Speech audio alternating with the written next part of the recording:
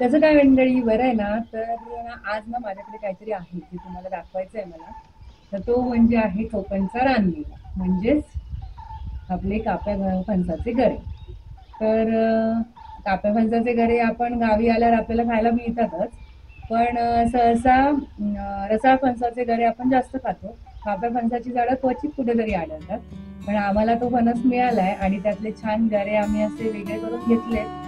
आता हे असे मस्त आयते मिळालेले गरे आहेत ना, त्यावर घरचे नक्कीच डल्ला मारणार आहेत आणि त्यांना ते हवेच आहेत, ते त्याच्या टपून बसलेत. पण म्हटलं हे तुम्हाला दाखवायला हवं फस्त होण्याच्या आधी, म्हणून यासाठी तुम्हाला एक छोटासा व्हिडिओ करून दाखवते. बघा, मस्त आहेत ना?